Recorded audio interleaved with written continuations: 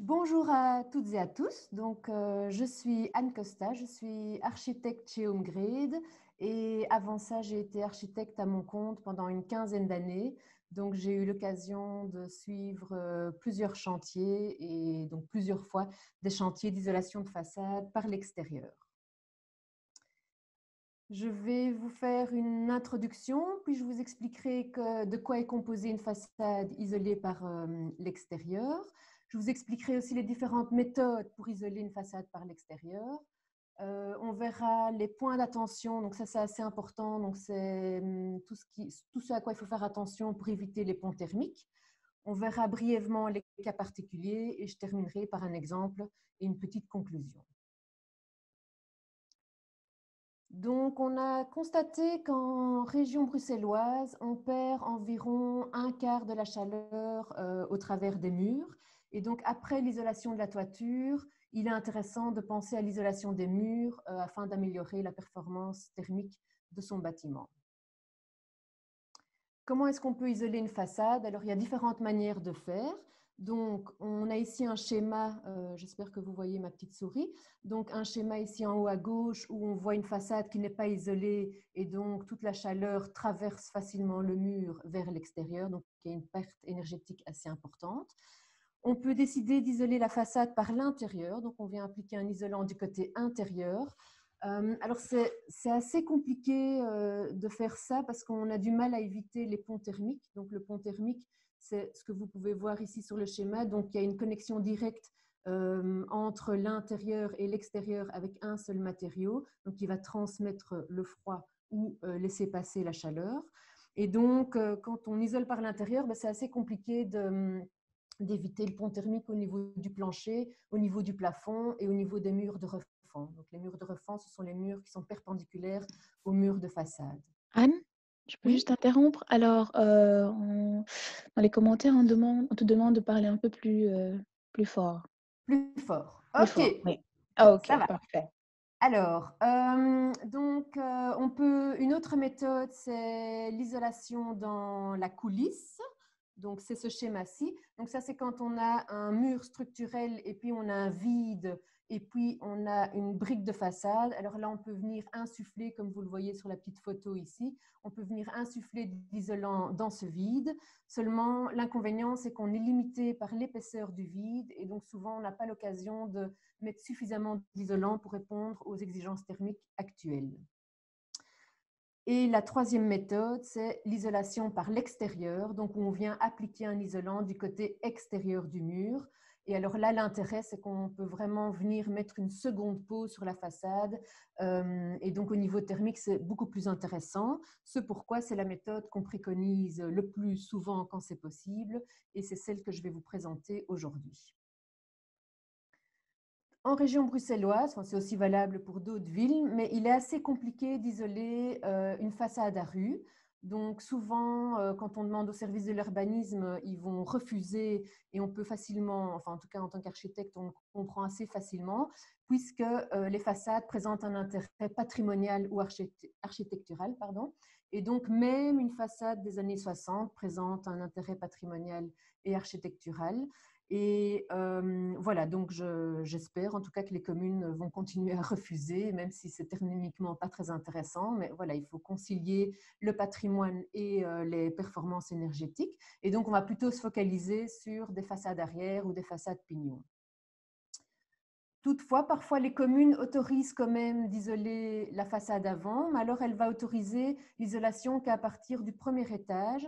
Et c'est souvent le cas quand on a une façade qui est à front de trottoir, parce que sinon, avec l'isolant qu'on va venir appliquer contre le mur, on empiète en fait sur l'espace public. Donc ça, la commune n'est pas toujours encline à l'accepter. Et ici, je mets cette photo pour soumettre une réflexion. Donc, quand on a un ensemble de maisons qui ont été construites en même temps et qui forment un ensemble architectural, l'idéal, ce serait évidemment que tous les propriétaires se mettent ensemble pour décider d'isoler ensemble le bâtiment, histoire de garder une cohérence architecturale de l'ensemble. Ce que vous devez retenir, c'est que quand vous voulez isoler une façade qui est visible de l'espace public, donc que ce soit une façade à rue, mais ça peut aussi être une façade latérale, il faut demander un permis d'urbanisme au service communal. Par contre, quand c'est une façade arrière ou qui n'est pas visible depuis l'espace public, il ne faut pas demander de permis. Alors, le cas d'un mur pignon mitoyen, donc le mur pignon mitoyen, c'est, attendez, je cherche ma souris, voilà, c'est le mur qui est ici, donc qui dépasse, c'est le mur du voisin, du propriétaire B qui dépasse le propriétaire A, et sur cette photo-ci, on voit bien, c'est tout ce mur-ci. Alors, si les propriétaires B décident d'isoler ces murs pignons, donc par exemple dans ce cas-ci, si ce propriétaire décide d'isoler sa façade arrière, il aurait tout intérêt d'un point de vue thermique à aussi isoler le mur pignon. Il peut le faire moyennant d'avoir l'accord du propriétaire A, parce qu'en fait, en venant appliquer un isolant contre le mur mitoyen, il empiète sur la propriété du propriétaire A. Et donc, c'est la même chose pour ce genre de situation ici. Et donc, nous, on vous conseille vivement d'avoir un accord écrit. Et donc, la convention entre les deux propriétaires s'appelle une convention de servitude d'empiètement. Oui, et alors je voulais encore dire quelque chose, c'est que donc dans cette convention, il y a toute une série de choses qui sont notées, et entre autres, si dans ce cas-ci, le propriétaire A veut un jour agrandir sa maison en profondeur et donc utiliser ce mur, il pourra enlever l'isolant qui a été mis pour pouvoir construire son extension. Alors, nous allons voir la composition d'une façade isolée par l'extérieur. Donc, on a du côté intérieur un enduit qui va avoir comme fonction d'être étanche à l'air, donc d'éviter que la chaleur de l'intérieur ne s'échappe vers l'extérieur. On a le mur de façade, souvent en briques, on va le voir après.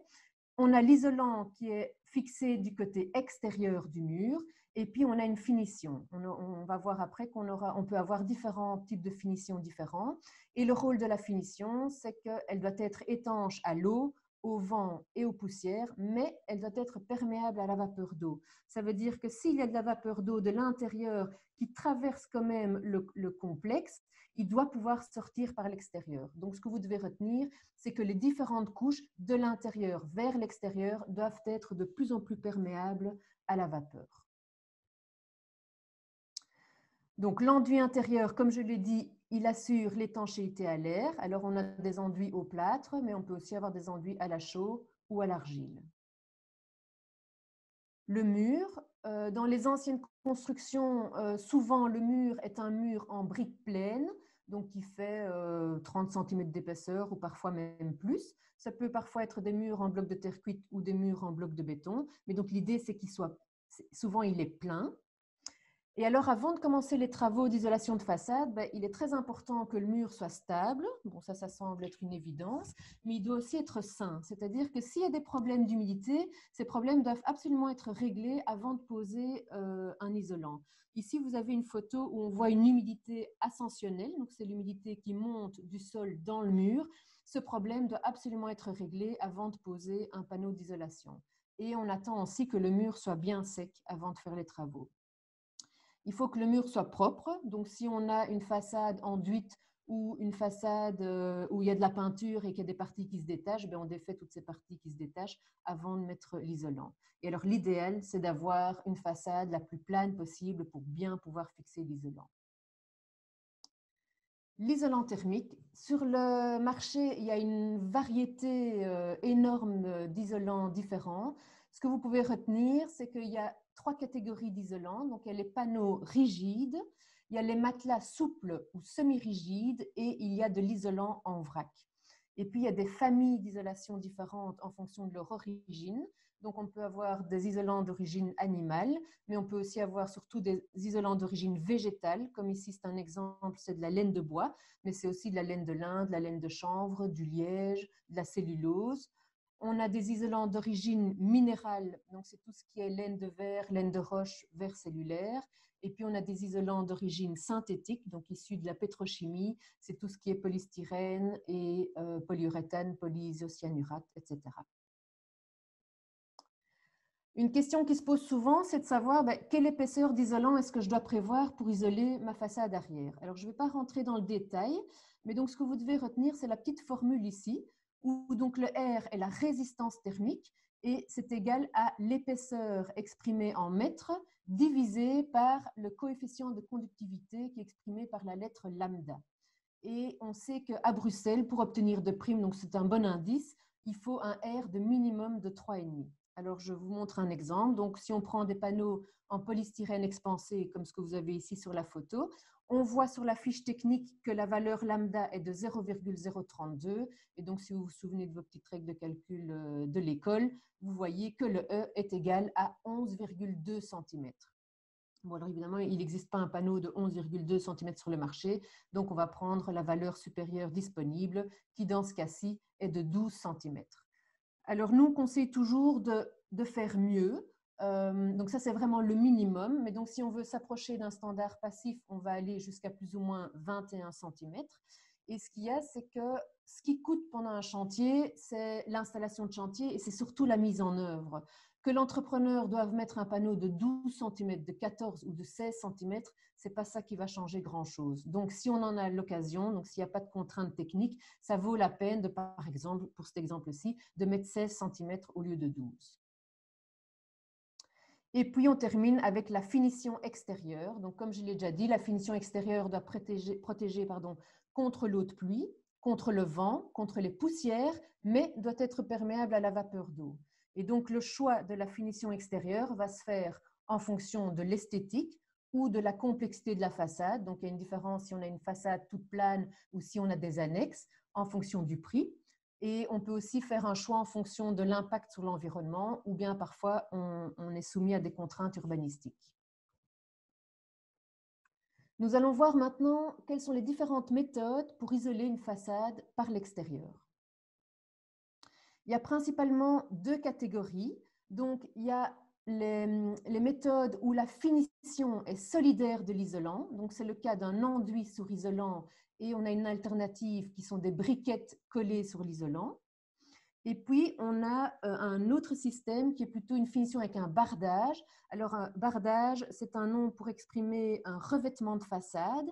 Et donc là, le principe, c'est qu'on a l'isolant qui est fixé contre le mur de façade et le bardage, lui, il est fixé sur un lattage.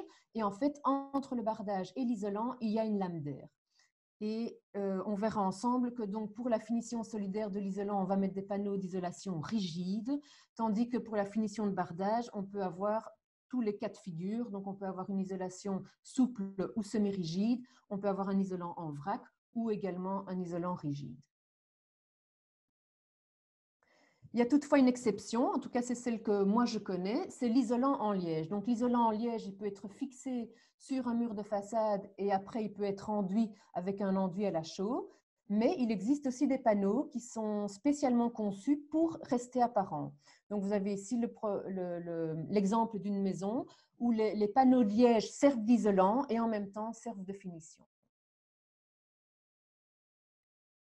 La méthode de finition sur enduit, donc on a la finition intérieure, donc l'enduit, on a le mur de façade et on vient fixer un isolant directement contre le mur de façade et on termine, on protège l'isolant avec un enduit. Dans ce cas-là, quel est l'isolant qu'on va choisir? Alors, je vous ai mis ici plusieurs types d'isolants, mais disons que les plus couramment utilisés pour cette méthode, c'est la fibre de bois, le liège, le polystyrène expansé, donc ça c'est ce que vous connaissez probablement mieux sous le nom de frigolite, en voor de Vlamingen noemt dat isomo.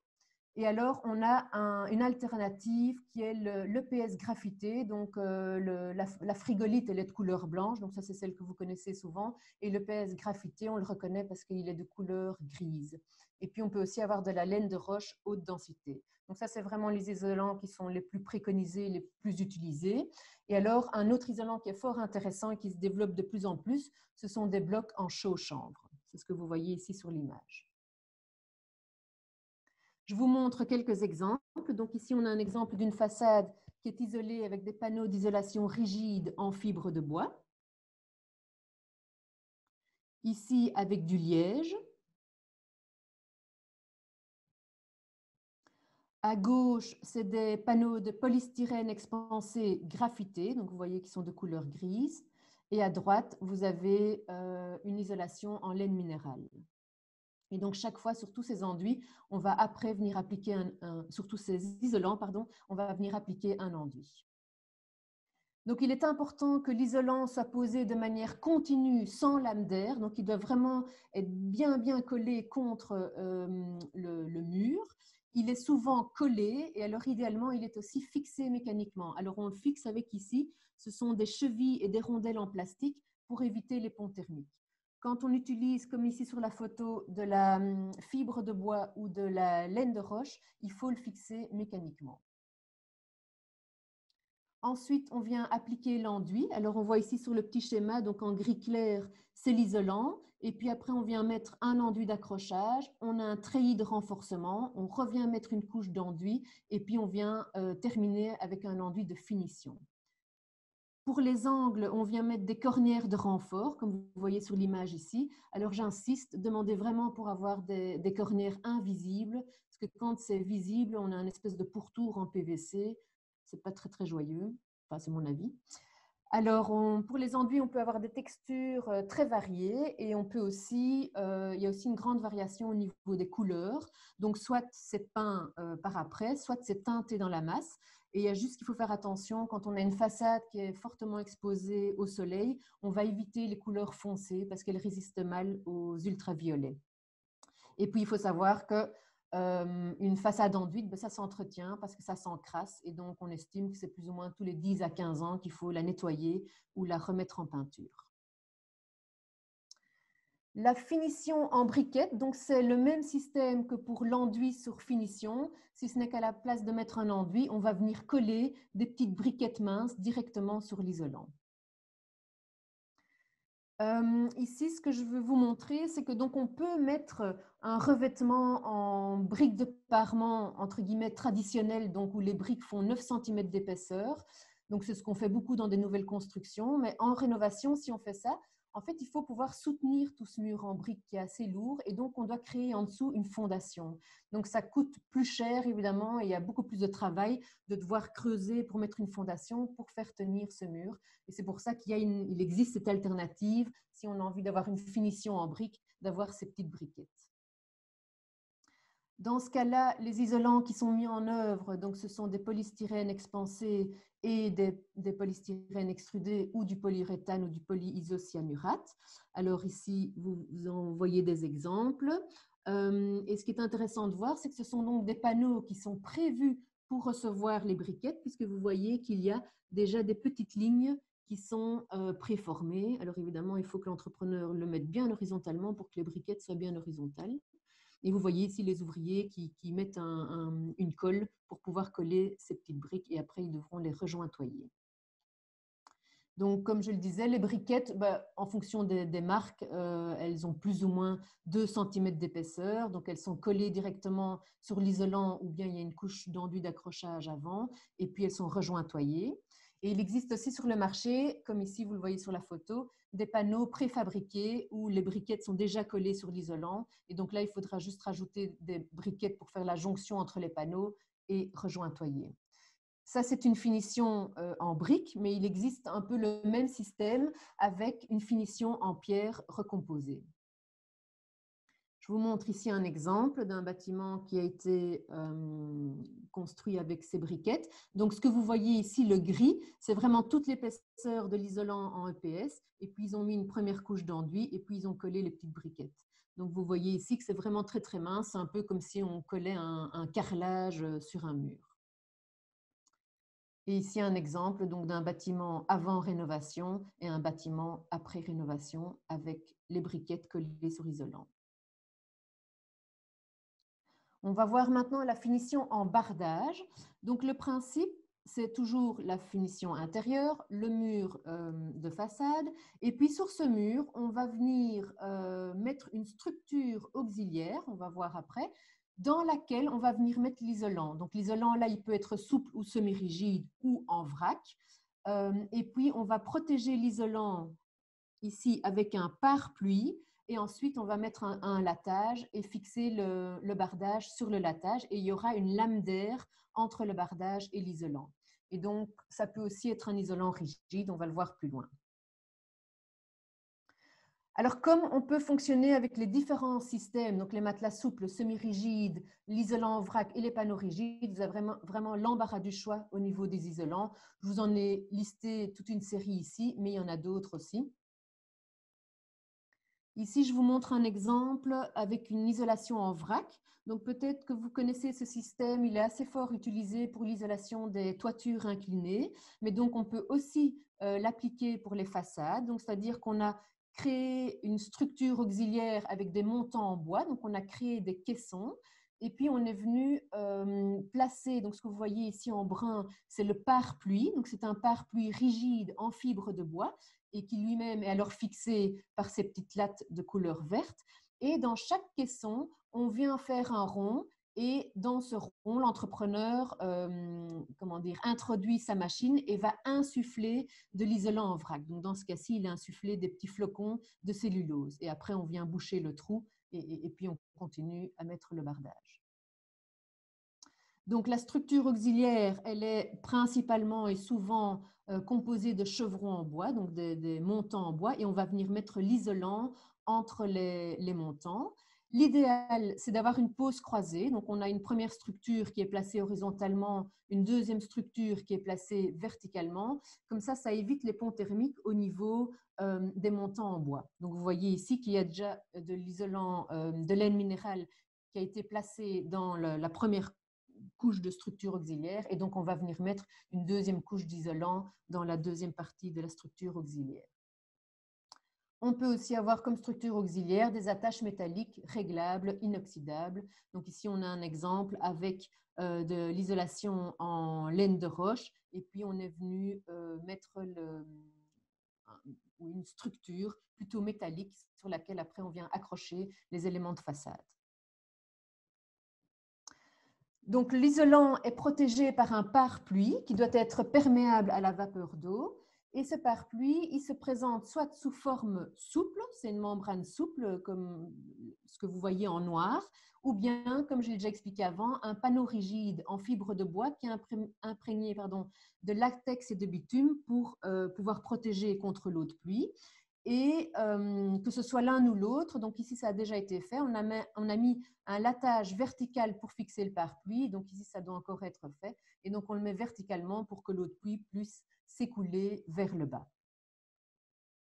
Ensuite, on vient fixer le bardage sur le latage. Si c'est nécessaire, on vient mettre un contre-latage horizontal, donc c'est le cas si on a besoin de mettre des planches de bois verticalement par exemple.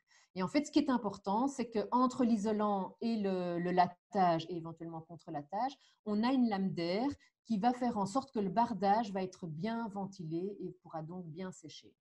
Et ici, vous voyez sur cette photo, c'est donc cette méthode-ci où on a une isolation rigide et alors le latage, il est fixé, je ne sais pas si vous le voyez ici, mais donc il est fixé au travers de l'isolant et va bien s'accrocher dans la maçonnerie de la façade.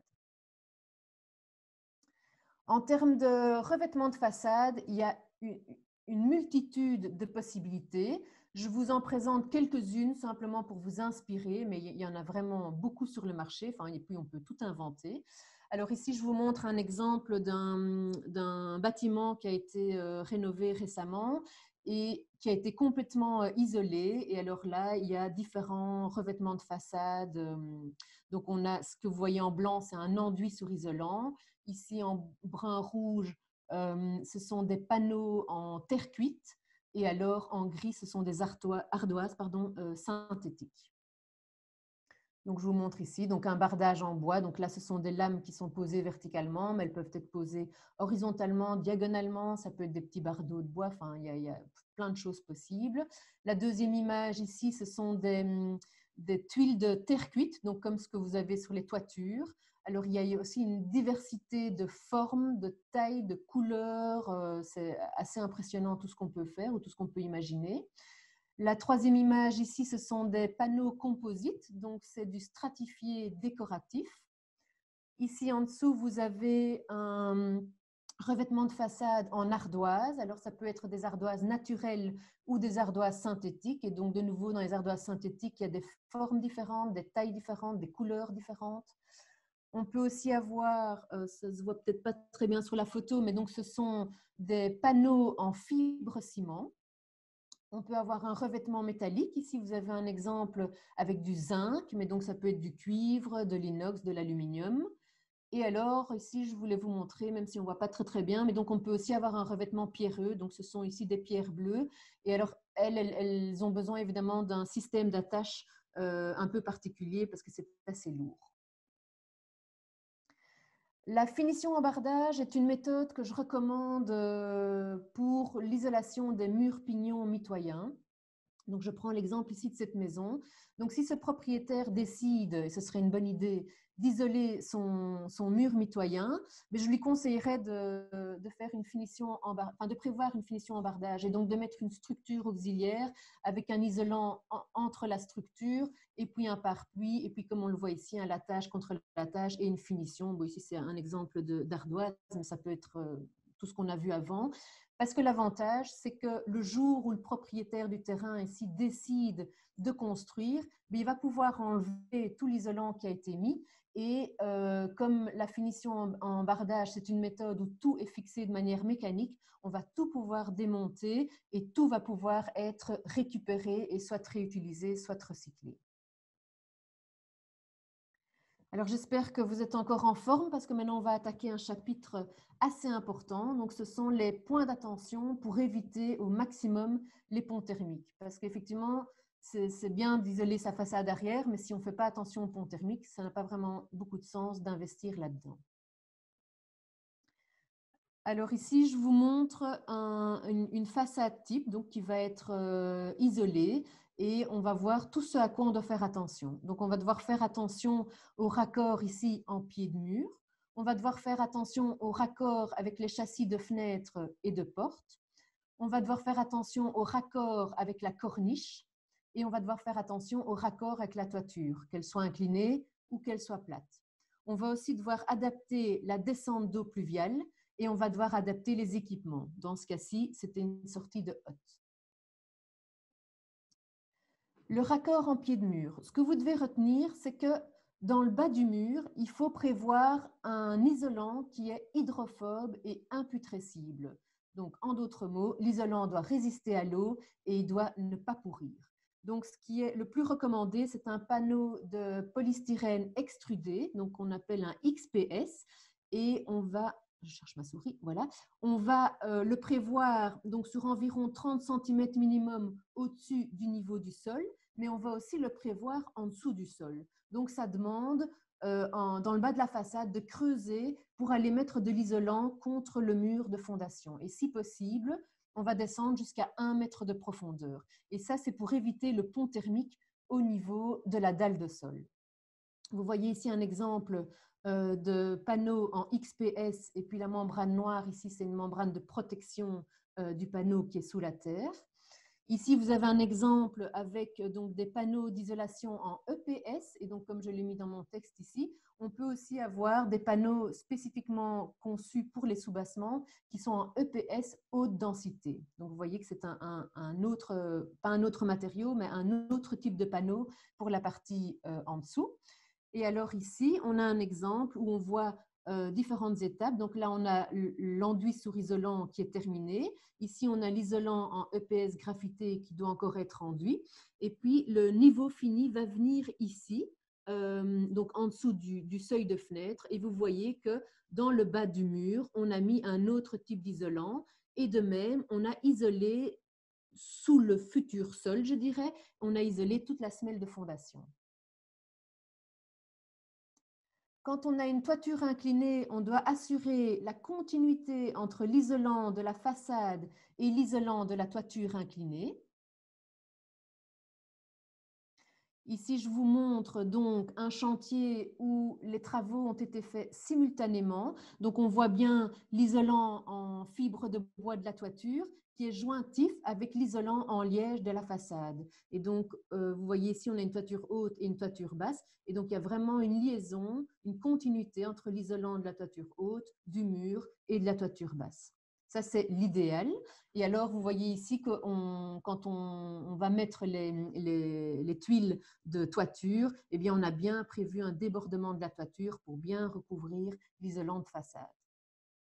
Si vous ne faites pas les travaux simultanément, donc ça va être fait de manière phasée, a priori, vous allez d'abord isoler votre toiture, eh bien, on anticipe l'isolation de façade. Donc, c'est-à-dire qu'au moment de rénover la toiture, on va faire déborder la toiture suffisamment de manière à ce que le jour où on isole la façade, l'isolant de façade viendra, entre guillemets, buter contre l'isolant de la toiture. Et il y aura une continuité entre les deux isolants et on évite à la jonction un pont thermique.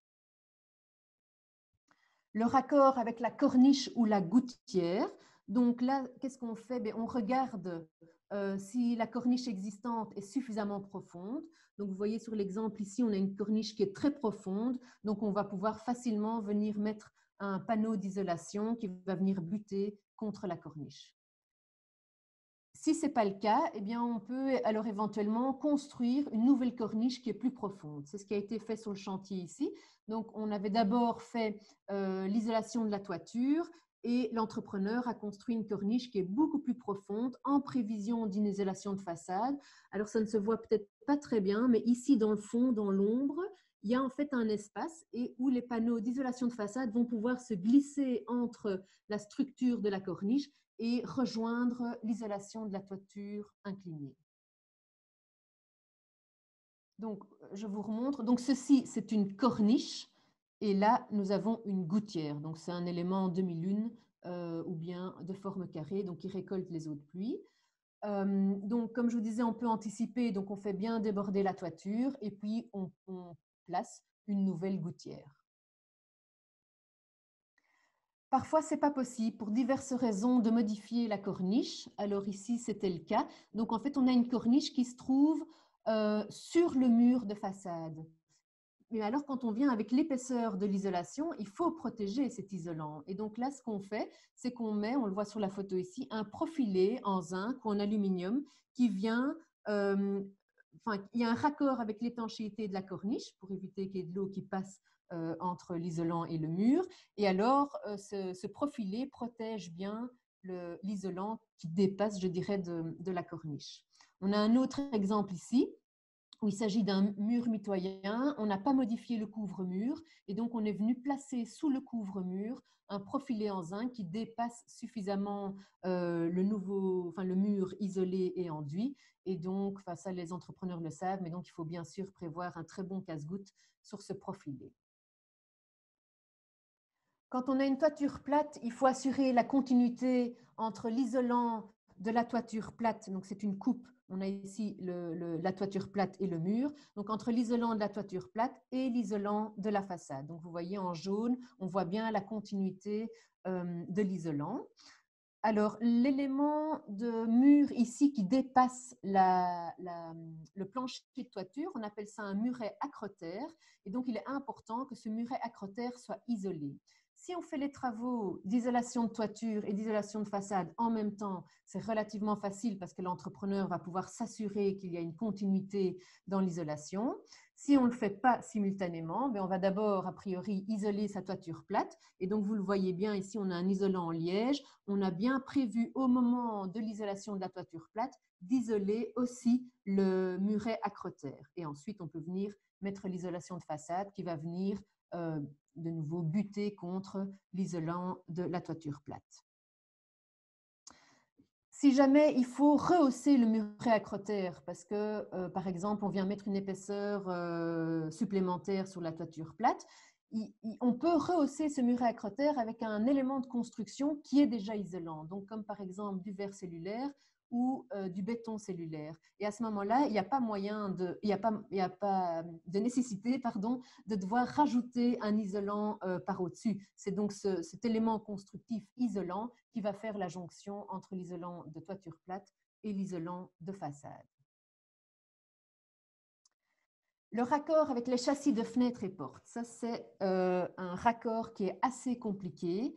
Donc en fait, quand on a une fenêtre comme ça, on va venir appliquer de l'isolant contre la façade, Mais il faut aussi isoler le retour de baie ici, donc tout le pourtour. Et en fait, c'est assez compliqué à faire parce que souvent, on manque de place. Donc, vous voyez ici sur la photo de droite, on a, je ne sais plus, c'était plus ou moins 14 cm d'épaisseur d'isolant qu'on vient mettre contre la façade. Et puis, on va aussi mettre 14 cm d'épaisseur sur le pourtour de la fenêtre. Ben, vous voyez, ce n'est pas très joyeux. Donc, l'isolant vient carrément devant le vitrage. Alors, souvent, ce qui est fait, c'est que l'entrepreneur, il prévoit sur l'épaisseur, enfin, ou la largeur du dormant, donc c'est la partie fixe du châssis, il prévoit le plus d'isolant possible, mais vous voyez ici, on a 2 ou 3 cm, autant dire que s'il faut encore venir mettre un enduit, on ne va pas pouvoir mettre grand-chose. Alors c'est un peu dommage de bien isoler sa façade avec une bonne épaisseur d'isolant et de ne pas isoler convenablement sur le pourtour des fenêtres. Il y a des solutions qui existent. Donc ici, sur ce schéma, on peut voir que si on n'isole pas le retour, donc c'est une coupe, si on n'isole pas le retour, on a un pont thermique important au niveau de la baie de fenêtre. En fait, je retourne en arrière. Quand on a une fenêtre, dans la majorité des cas, la largeur de la baie de fenêtre du côté extérieur est plus étroite que la largeur du côté intérieur. Il y a comme une espèce d'excroissance de maçonnerie sur le pourtour qu'on appelle une battée. Donc, je vous le remontre sur la coupe ici. Donc, vous voyez, on a ici de la maçonnerie qui revient un peu devant le châssis. Et en fait, le châssis vient buter contre cette battée. Eh bien, on peut décider sur le pourtour du châssis de scier cette battée. Donc, c'est ce qu'on voit sur le schéma là. Donc, on a scié la battée pour pouvoir mettre un peu d'isolant. Mais souvent, cette battée, elle fait entre 2, 3, 4 cm. Dans le meilleur des cas, 5 cm. Et donc, voilà, on ne sait pas mettre grand-chose comme isolant. Alors, il y a d'autres possibilités. On peut donc scier cette battée sur le pourtour et déplacer le châssis. Donc, venir le mettre plus en avant. On va alors venir le mettre à ras avec le côté extérieur du mur. Si on place des nouveaux châssis, là, on peut carrément prévoir de venir les mettre à ras avec le côté extérieur du mur. Donc, c'est ce que vous voyez sur cette image-ci.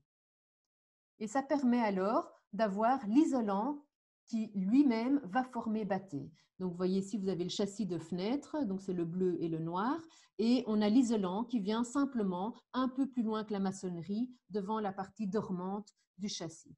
Un autre exemple ici, où on a simplement le panneau qui vient un peu devant la partie dormante, et donc c'est le panneau qui forme la battée. La même chose sur cette image-ci. On peut aussi poser le châssis en applique sur le mur, donc du côté extérieur, donc on le voit assez bien sur cette image. Et ici, sur cette coupe, on voit donc que le châssis est posé du côté extérieur de la maçonnerie de façade.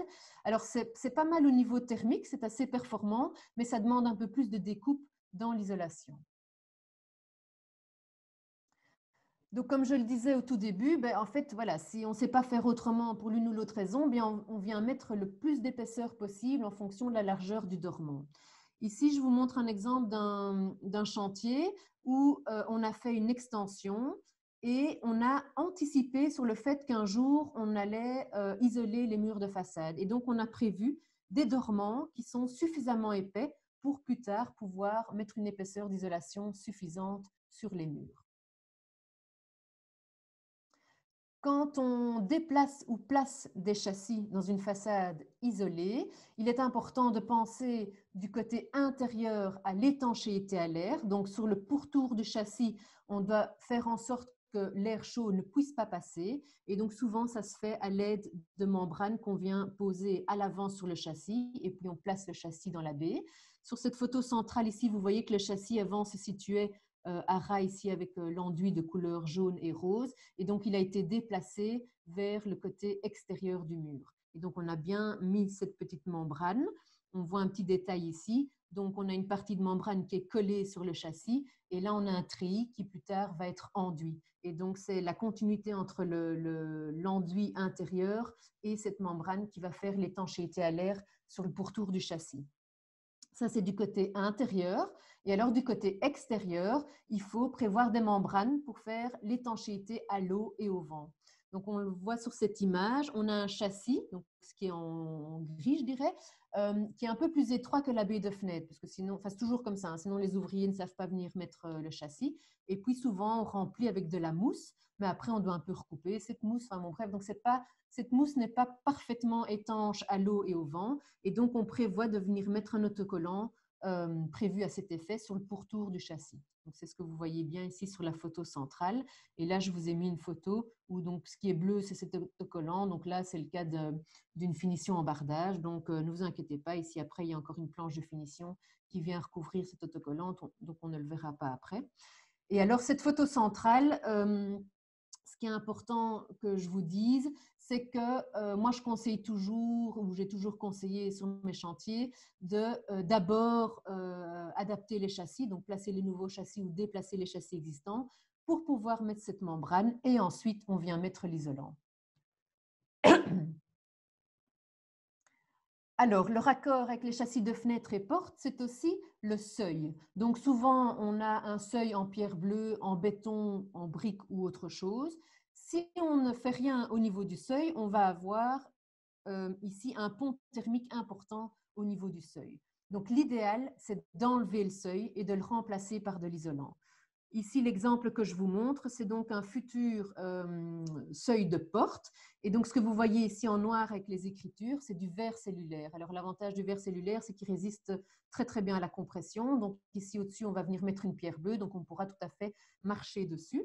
Et vous voyez qu'en plus, on a mis un petit isolant ici à l'arrière, donc pour faire la coupure thermique à l'arrière du futur seuil en pierre bleue qu'on va venir mettre. Et donc là, il y a vraiment une attention particulière pour la jonction entre tous les isolants, donc l'isolant de façade, l'isolant en dessous du seuil, l'isolant à l'arrière du seuil et puis l'isolant de sol. Si pour l'une ou l'autre raison, il n'y a pas moyen d'enlever le seuil, il faut au moins le scier à ras avec le côté extérieur du mur, comme on voit sur la photo, pour pouvoir venir mettre un panneau d'isolation sur toute la surface. Souvent, les seuils qu'on prévoit après une isolation de façade, ils sont en acier ou en aluminium. Donc, c'est les deux exemples que vous voyez là. Et donc, on peut avoir des seuils qui sont peints dans la même couleur que les châssis. Alors, il est important évidemment que ces seuils soient suffisamment profonds, qu'il y ait un casse-goutte. Enfin, ça, c'est assez classique. Et puis ici, je vous montre un exemple avec un seuil en bois. Donc, ça a été possible dans ce projet parce qu'il s'agit d'une finition en bardage. Et donc, il y a toute une structure auxiliaire en bois qui peut soutenir le poids du seuil en bois. Il est possible de mettre des seuils en pierre bleue. Donc, ce qu'il y a, c'est que les anciens seuils en pierre bleue, ils faisaient souvent 10 à 12 cm d'épaisseur, tandis que maintenant, les nouveaux seuils, ils font généralement 5 cm d'épaisseur. Alors, je fais une toute petite tergiversation. Si vous enlevez vos seuils en pierre bleue, je vous propose, je vous conseille, je vous recommande de les garder et de les utiliser pour une marche, pour une bordure dans votre jardin, n'importe où vous les donnez à quelqu'un. Donc, ce sont souvent des pierres bleues qui viennent de nos carrières belges et qui sont de super bonne qualité. Donc, c'est assez dommage d'aller les jeter à la déchetterie. Donc, voilà, dans un souci d'économie circulaire, s'il vous plaît, gardez-les et réutilisez-les. J'ai terminé ma tergiversation. Donc, pour un seuil en pierre bleue, donc comme c'est assez lourd, on ne peut pas le faire reposer directement sur l'isolant. Donc, ce qu'il faut prévoir, si c'est ça que vous voulez, il faut prévoir une structure. Donc, ici, vous voyez qu'on a mis une cornière métallique qui est bien ancrée dans la dalle de sol. Et donc, c'est la cornière métallique qui va supporter le poids du seuil en pierre bleue. Et donc, ici, après, on viendra mettre l'isolant. Anne Costa? Oui. Voilà, désolée de tout interrompre, mais il est 13h50. C'est tout. Oui. Ça va? Ah, ok. Alors, on peut avoir un raccord avec un balcon ou avec une terrasse. Donc, c'est souvent l'ancrage du balcon qui présente un pont thermique important. Donc, quand c'est un balcon qu'on va venir rajouter ou quand c'est une nouvelle construction, il existe des solutions comme ce qu'on voit ici où on a des rupteurs thermiques. Par contre, quand on a un balcon existant, c'est assez compliqué d'éviter le pont thermique. Je ne vais pas m'attarder là-dessus, mais donc il faut évidemment trouver des solutions. Il y en a. Il faut adapter les descentes d'eau pluviale. c'est-à-dire qu'il faut absolument enlever la descente d'eau pluviale pour pouvoir venir mettre de l'isolant partout sur la façade. Et alors, on prévoit un nouvel élément. Donc ici, c'est une toiture plate. Et donc, on prévoit un nouvel élément qui est plus profond puisqu'il faut englober l'épaisseur de l'isolant. Et on vient mettre, soit on remet la descente d'eau pluviale, soit on vient en mettre une nouvelle. Et si jamais vous avez une descente d'eau pluviale en PVC, c'est la bonne occasion pour la remplacer et en mettre une en zinc, cuivre et titane. L'adaptation des équipements, donc c'est tout ce qui est câble électrique, conduit de cheminée, conduit de ventilation, conduit de hotte. Donc on voit ici qu'il faut adapter la longueur de ces conduits puisqu'on vient mettre une épaisseur d'isolation plus importante. Donc il faut que ces conduits ou ces câbles soient plus profonds, je dirais. Alors, une remarque importante, c'est que quand on a un conduit de cheminée, donc ici vous voyez le petit dessin avec la chaudière, en fait les gaz brûlés sont assez chauds, donc il faut absolument avoir un isolant incombustible autour du conduit de cheminée. Donc par exemple de la laine minérale, donc de la laine de roche, ça c'est très très bien, c'est ce que vous voyez ici sur l'exemple. Voilà, je ne vais pas m'étaler sur les cas particuliers. Si jamais ça devait être votre situation, mais je vous invite à nous contacter et à poser vos questions. On pourra alors discuter de ça ensemble. Je vais simplement vous énumérer des cas particuliers auxquels on a déjà été confronté. Donc, c'est par exemple, on a un mur creux donc avec une coulisse et on voudrait venir l'isoler par l'extérieur. On a une situation avec un mur où il y a déjà un isolant du côté intérieur et on voudrait rajouter un isolant du côté extérieur, ou on a déjà un mur avec un enduit sur isolant, c'est ce qu'on voit sur l'image ici, et on voudrait rajouter encore une couche d'isolant parce qu'on veut une meilleure performance énergétique. Donc tout ça est possible moyennant des adaptations. Et je terminerai avec un exemple d'une isolation de façade arrière où la méthode utilisée est l'enduit sur isolant. Donc, c'est un bon résumé de tout ce que je viens de dire. Voilà, donc vous reconnaissez ici la petite façade avant travaux. Puis donc, la première étape a été de remplacer les châssis de fenêtres et portes. Et vous voyez que le poseur de châssis a apporté des châssis où il y a déjà le seuil qui est intégré. On vient isoler avec, dans ce cas-ci, c'est avec des panneaux d'isolation EPS graffités. Et donc, vous voyez qu'on a bien démonté la descente d'eau pluviale pour pouvoir mettre de l'isolant partout. Ensuite, on vient mettre les différentes couches d'enduit. Voilà, donc ici, vous voyez la façade qui est terminée avec le tuyau en attente pour la descente d'eau pluviale. Et j'ai dit terminé? Non, donc qui est presque terminée. Et donc ici, on a la façade qui est tout à fait terminée, donc avec la nouvelle descente d'eau pluviale et son petit dauphin en fonte en dessous, le tuyau de la hotte qui a été, le conduit de la hotte qui a été adapté, et puis aussi la rive ici au-dessus, où il y a un profilé qui protège l'isolant. Et je termine vraiment cette fois avec ce que vous devez retenir de cette conférence, parce que je me rends compte que j'ai dit beaucoup de choses. Donc, vous devez retenir qu'on va de préférence isoler la façade par l'extérieur. Il y a différentes méthodes pour isoler cette façade par l'extérieur, donc on les a vues ensemble. Il faut bien choisir son isolant, ça c'est quand même fort important. Et alors, vraiment, vraiment, il faut éviter au maximum les ponts thermiques en soignant les raccords. Voilà, et alors je vous invite, en tout cas dans un premier temps, à consulter notre brochure sur l'isolation des façades par l'extérieur. Voilà, je vous remercie pour votre attention. Merci Anne pour ce très bel exposé. Alors, je vais partager les questions. Il y en a plein, hein. Là, on a... Alors, il est 13h55 pour les personnes qui doivent partir. Sachez que les slides et les vidéos seront disponibles sur notre site à la fin du cycle des conférences. Donc voilà, là on va accorder une quinzaine de minutes pour les questions-réponses. Hein. Donc je vais partager mon écran. Hop. Alors, est-ce que tu vois le fichier Word, Anne? Non, pas encore. Ah oui, maintenant oui. Ah oui. Et je voulais aussi dire qu'il y a énormément de questions, donc on ne pourra sans doute pas tout y répondre, mais sachez que vous pouvez toujours contacter HomeGrid par la suite pour les réponses à vos questions. Ça va? Alors, première question. Les propositions d'entrepreneurs se dirigent généralement vers le polystyrène expansé, inflammable et non respirant. Dans les solutions naturelles, je me demandais quelle était la résistance des panneaux d'herbe compressés. On est sur une façade sud-ouest, c'est-à-dire les plus exposés à la pluie, vent, soleil. Ok, donc là, je suppose que vous parlez des nouveaux panneaux, enfin, ils sont relativement neufs, pour pas citer la marque de Gramiterm. Mais donc, je ne sais pas si vous parlez d'une résistance physique ou si c'est une résistance au feu. Voilà. En fait, ça, je ne sais pas très bien. C'est un matériau qui est assez neuf sur le marché, donc je n'ai pas encore vraiment eu l'occasion d'étudier la question.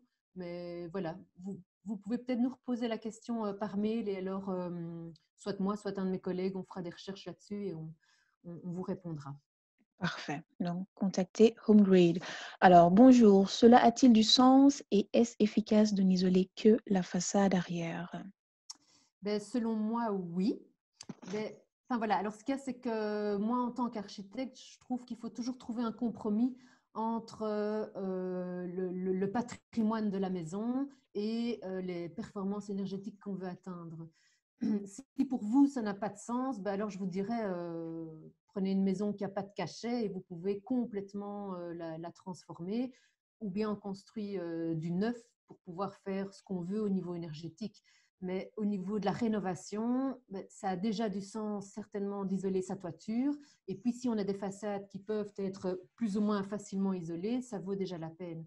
Et en façade avant, ce à quoi on peut faire attention, si on n'a pas l'occasion de l'isoler, c'est alors de faire en sorte qu'il y ait une bonne étanchéité à l'air. Donc, par exemple, autour des châssis. Donc ça peut vraiment aider, même si on n'a pas l'occasion d'isoler sa façade. OK.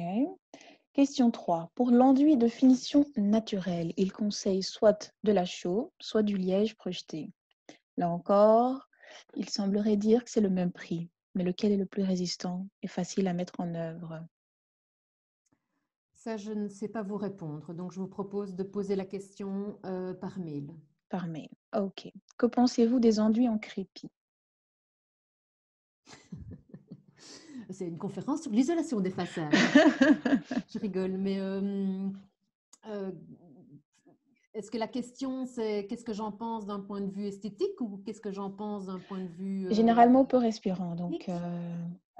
Oui, mais donc l'idée en tout cas, c'est de plutôt avoir un enduit donc qui est étanche à l'eau, mais qui est perméable à la vapeur d'eau. Donc ça, c'est ce que je disais dans un des slides, c'est qu'il faut absolument que le complexe de parois soit de plus en plus ouvert à la vapeur d'eau en allant de l'intérieur vers l'extérieur. Donc, on va plutôt choisir un enduit qui est ouvert à la vapeur d'eau. Il doit être très ouvert à la vapeur d'eau. très bien. Que conseillez-vous pour couvrir les blocs Ytong? Faut-il mettre un revêtement isolant ou juste un enduit? Mais donc, oui, effectivement, les blocs Ytong, donc c'est une marque Ytong, donc c'est du béton cellulaire. Ça a déjà une valeur isolante, donc c'est entre autres ce qu'on peut mettre quand je parlais de rehausser les murets acrotaires pour faire la jonction avec la toiture plate. Maintenant, en fait, tout dépend de l'épaisseur du bloc Ytong que vous allez mettre et de la résistance thermique qu'on veut obtenir. Donc, on peut tout à fait avoir une maison qui est construite en bloc Ytong où on vient que mettre un isolant, que mettre pardon, un revêtement de façade. Mais alors, il faut que ce soit des blocs qui soient très très épais pour atteindre la valeur thermique nécessaire. Donc voilà. Et sinon, ce qui se fait, c'est on met un bloc Ytong par exemple de 20 parce que ça c'est structurel et puis on vient rajouter un isolant devant et puis on a la finition de façade. Alors, ici, qu'en est-il pour une façade face à rue en retrait de 5 mètres? Si je comprends bien, il faut aussi un PU, mais peut-on faire toute la façade jusqu'au sol?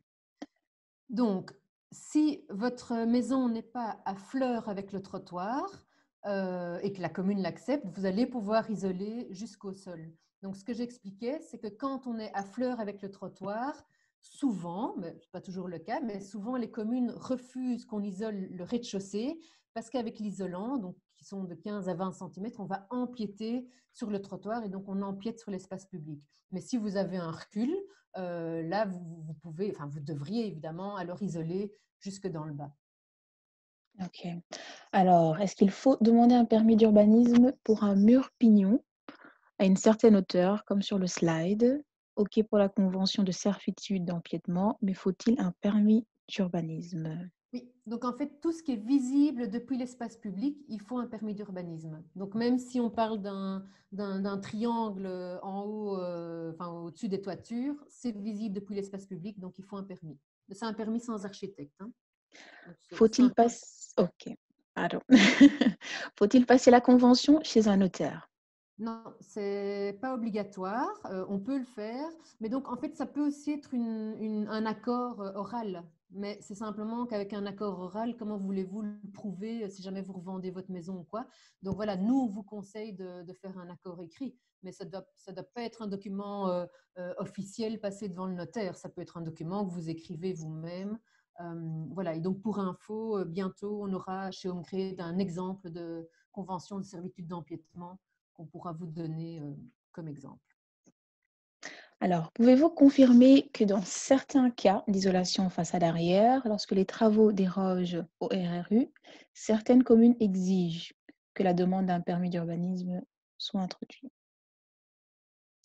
J'essaye de comprendre parce que donc s'il n'y a pas de Non. modification structurelle ou de modification de volume, il n'y a pas besoin de permis et donc non, Mais s'il y a dérogation RRU, la oui, mais personne alors ça veut demande dire, s'il y a dérogation RRU, ça veut dire que vous faites une extension ou que vous touchez à la structure. Si votre question c'est le fait de rajouter une épaisseur d'isolant à l'arrière fait qu'on dépasse le voisin le plus profond, ce qui pourrait être considéré comme une dérogation RRU, là, il ne faut pas de permis. Donc, il y a eu un accord il y a quelques années, enfin, je ne connais pas le détail, mais où pour une isolation de façade arrière, juste l'isolation de la façade arrière, il ne faut pas de permis.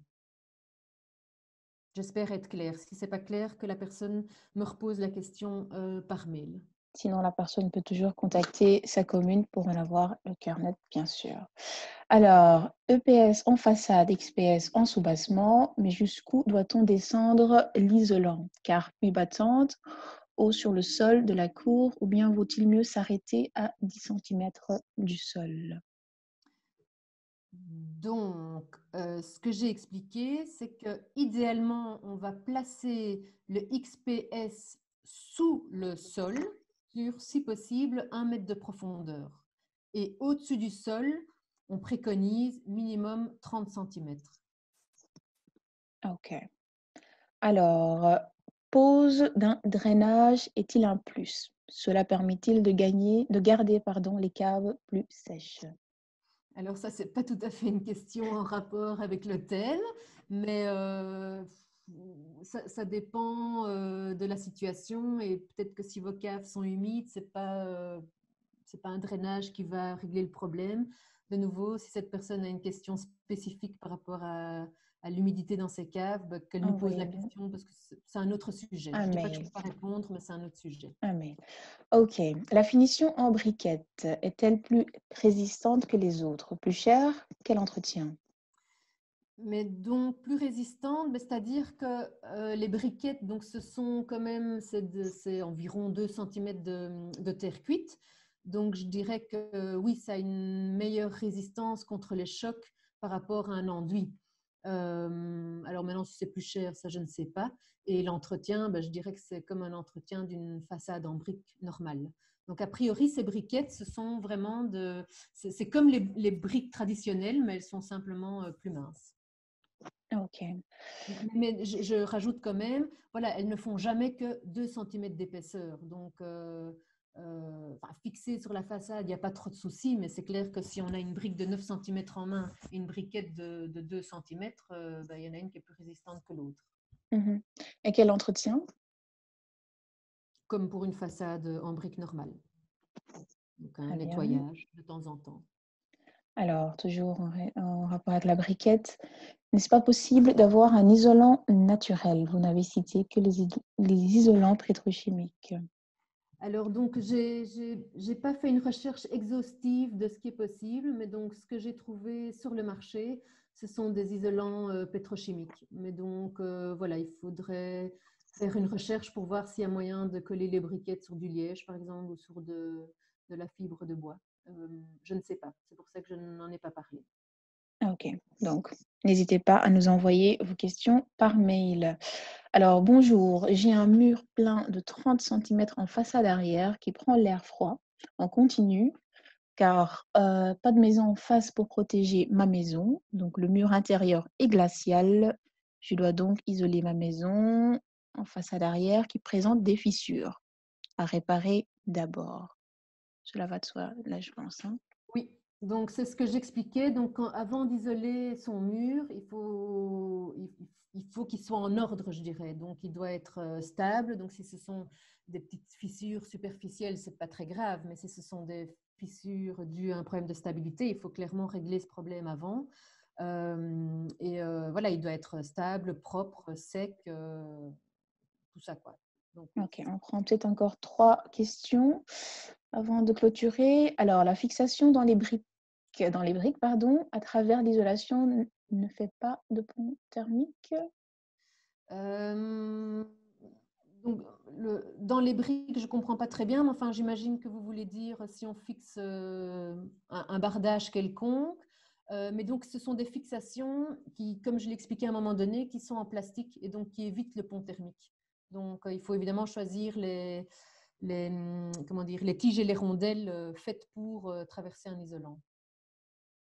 Ok, on va prendre la question 16 peut-être. Donc, quel est le matériau d'isolation rigide le moins cher et le meilleur rendement pour avoir le moins d'épaisseur?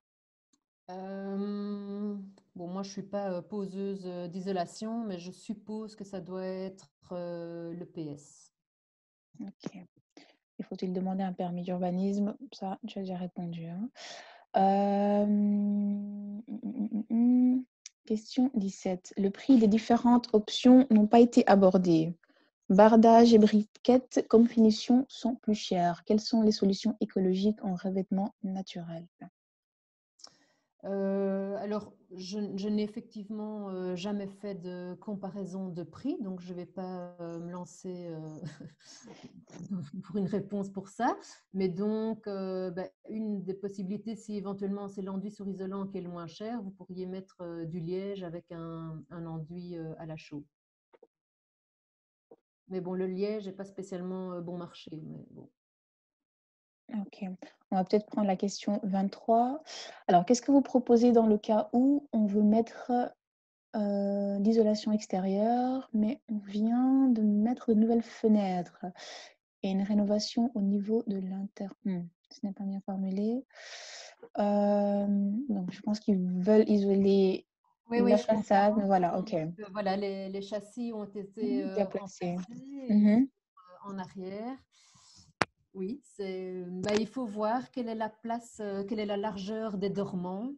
Euh, voilà, donc si on sait mettre une certaine largeur d'isolant, tant mieux.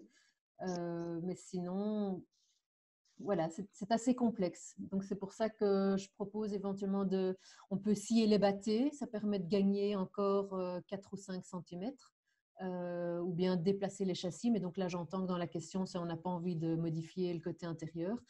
Donc, éventuellement, scier les bâtés. Voilà, et voir l'espace dont vous disposez et mettre un maximum. Et alors, plutôt, je dirais choisir un enduit sur isolant parce que c'est la finition qui est la moins épaisse par rapport à un bardage où là, il y a l'épaisseur du bardage, plus le latage, plus éventuellement le contre-latage. Donc, voilà.